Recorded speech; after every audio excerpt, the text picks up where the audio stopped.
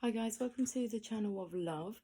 Okay, I am reading SUMO. We are on chapter 3, we're on part 2. And we were just getting into talking about the RAS, the influence of your RAS. Your RAS, reticular activating system, is a part of your brain that filters information. Our brains are being continually bombarded with thousands of pieces of information from the environment around us. If we were to consciously take note of them all, we would experience brain overload. So your RAS acts like a filter and helps you to notice information that is relevant, important, of interest, or perhaps unusual. I do a great deal of driving. Ask me which car is the most popular on the road, and I would not be able to tell you. However, when I was thinking of getting myself a different type of car, I suddenly noticed that car everywhere. When my wife became pregnant, we immediately noticed how many other women were expecting babies. Although because of my previous experience, I couldn't always be sure, and I certainly wouldn't ask them when they were due. When we are experiencing faulty thinking, our brain seeks out information to support what we are thinking. If we believe we are always failing, then our RAS spots examples to reinforce that belief. Interestingly, it also ignores the evidence that we were not looking for. For example, asking me to count how many BMW cars I see on the motorway means I ignore and fail to notice other makes of cars. Equally, when I'm looking for my failures, I ignore my successes. Questions such as, why am I so unlucky? Or why does this always happen to me? Tune into your RAS to seek out information as to why you are not succeeding. But when you change the question, you change your focus. Your RAS starts to notice things it had previously been ignoring. So let's explore how to retune our RAS and tap into the benefits of using our rational brain. The following 7 questions have provided me with a way of moving on from the faulty thinking of the inner critic, the broken record, the martyr syndrome, and trivial pursuits, and into fruity thinking. They are questions I use when I'm listening to the inner coach. With each question, I have included its underlying message. 1. Where is this issue on a scale of 1 to 10, where 10 equals death? Describe what is really important. Number 2. How important will this be in 6 months' time? See the big picture, give things perspective. Number 3. Is my response appropriate and effective? You choose your response. Number 4. How can I influence or improve the situation? Identify your own resources to bring about change. Number 5, what can I learn from this? Look for the learning in everything, even setbacks. Number 6, what will I do differently next time? Learning brings change. Number 7, what can I find that's positive in this situation? Searching for the positive opens our mind to new possibilities. There is nothing remarkable about these questions, but it is the answers that lead to that can help us succeed. They have become part of my life toolkit, and one of the strategies I use to help me tackle various challenges and situations that I regularly face. You can download a copy, Apparently you can download a copy of the 7 questions by visiting www.thesumoguy.com. Okay, Sumo Wisdom. If you are not happy with the answers life is giving you, then ask some different questions. So let's explore the importance of each question. The first 3 questions are designed to help you shut up. To shut up means to pause, to reflect and to listen. It means get off autopilot and stop reacting to a situation like you always do. These 3 questions are designed to provide perspective. When we are in emotional and primitive brain, we tend to lose perspective. Number 1, where is this issue on a scale of 1 to 10? I am often asked, what do I mean by the scale of 1 to 10? For me, 1 on the scale means something insignificant and minor, whereas 10 represents a major issue such as death, for example. Your scale is determined by your values. A scratch on my car is definitely a below 5 event, whereas I appreciate for some people it is close to being a 10.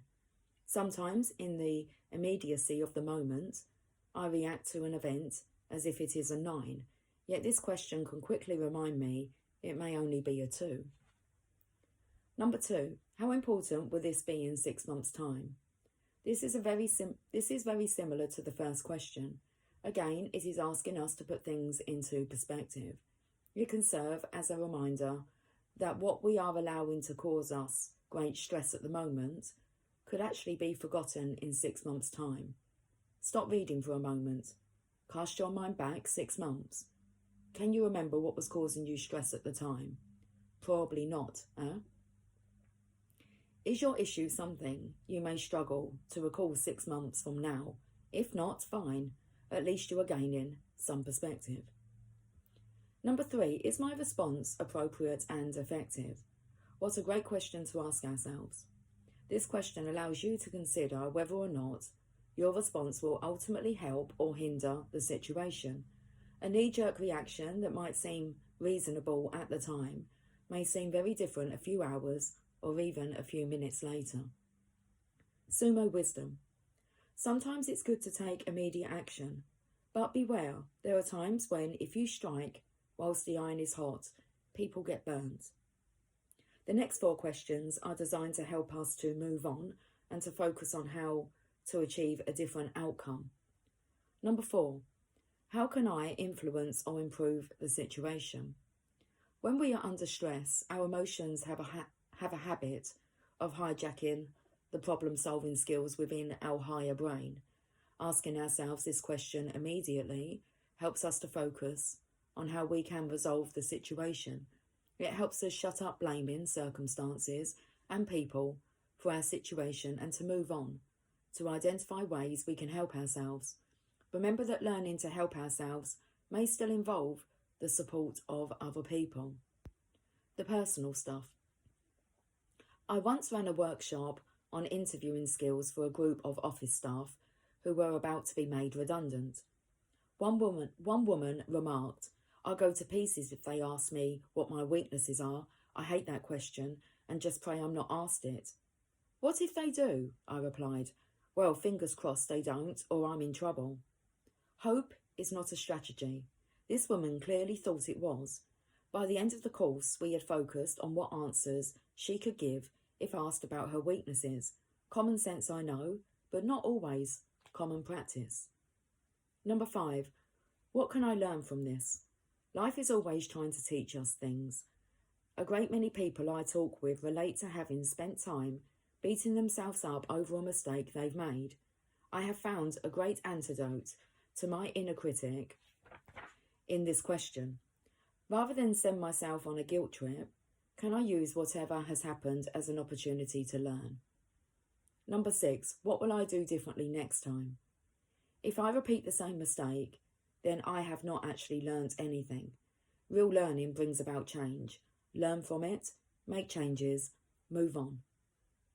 Number 7, what can I find that's positive in this situation? In my work as a speaker, I realise this. Sometimes it is not new ideas that people crave. It is the inspiration to implement the ideas they have. This question moves us away from what is wrong in a situation and directs our attention to what we can find that is positive. When we do so, we may identify possibilities we failed to see previously. We need inspiration to move forward. This question can provide it. Points to ponder. Now it's your turn. Let's go through the 7 questions, only this time have a particular issue or challenge in mind as we work through them. There's some space to record your thoughts and actions, and I've included some additional thoughts with each question. Number 1, where is this issue on a scale of 1 to 10, where 10 equals death? Put a mark on the scale below.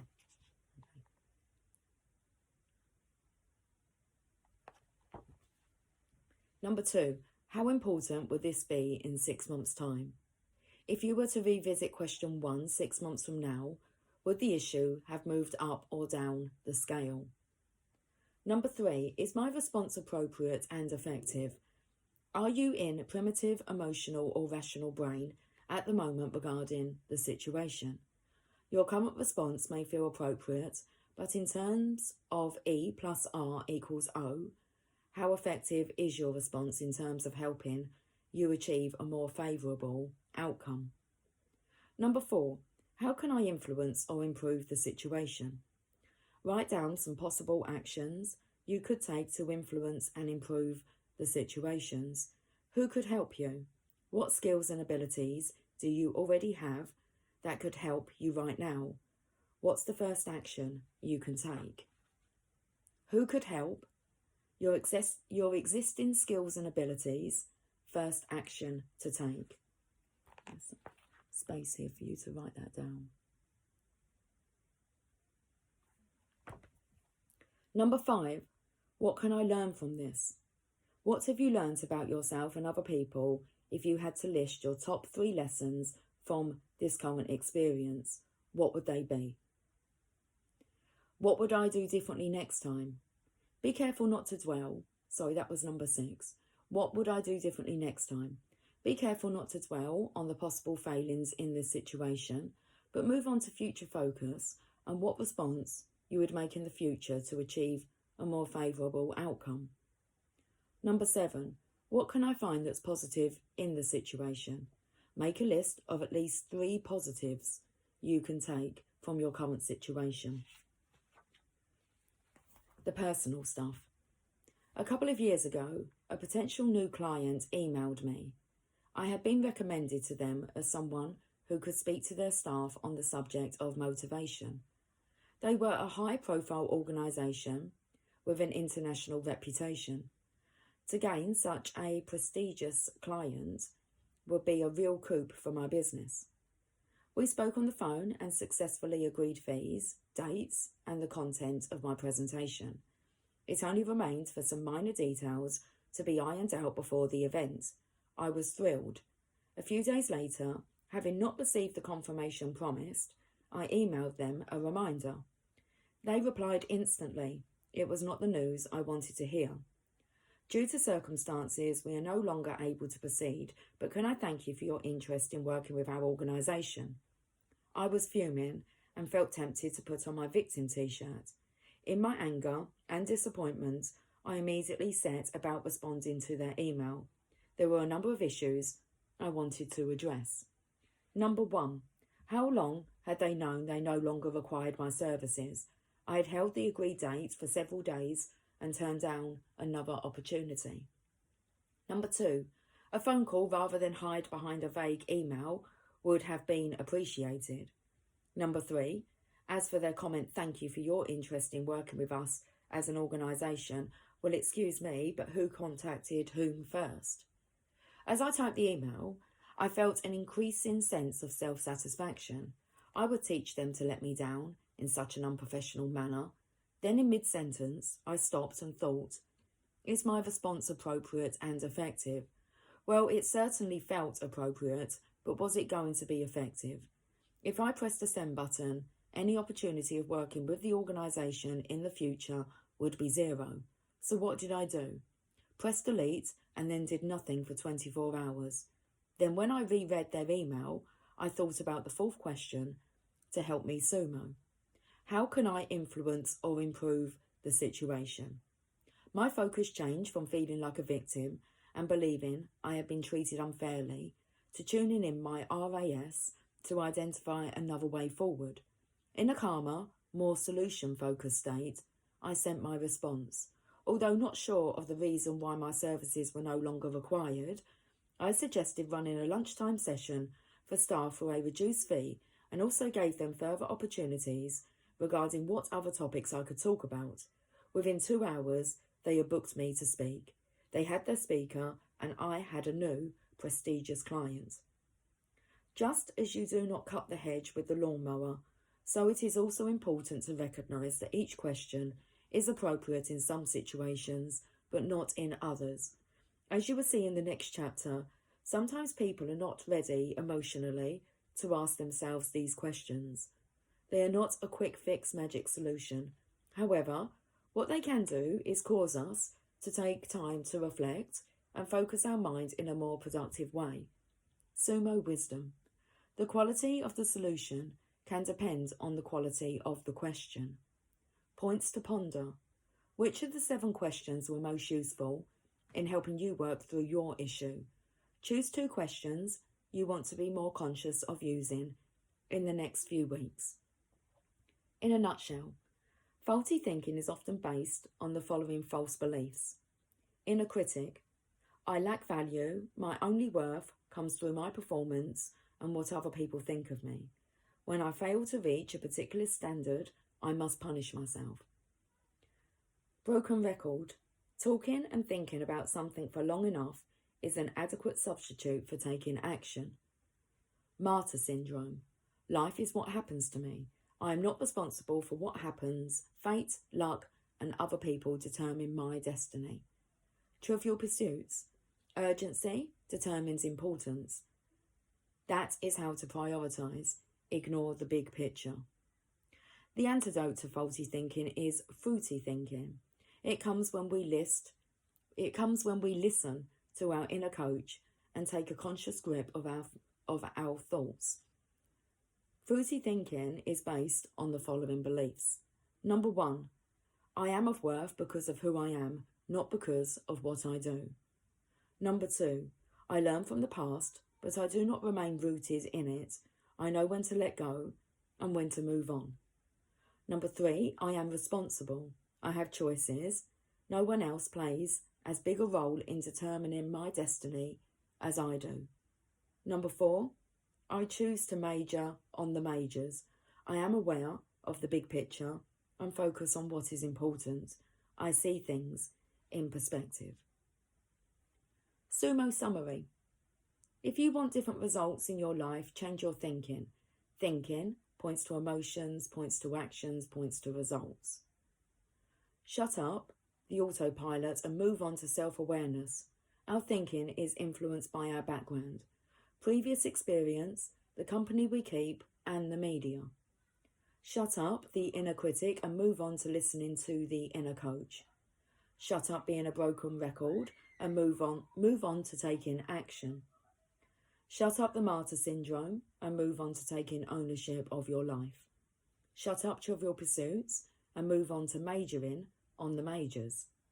Shut up being over-dominated by your emotional and primitive mind, your emotional and primitive brain, and move on to using your rational brain. Shut up immediately reacting and move on to choosing your response. Shut up the questions that lead to faulty answers and move on to fruity thinking. And that, guys, is the end to chapter 3. Okay, there's a summary here. And this is the next chapter. Hippo time is okay. Okay, I will see you guys soon for that chapter. Until then, take care. Much love. Bye for now.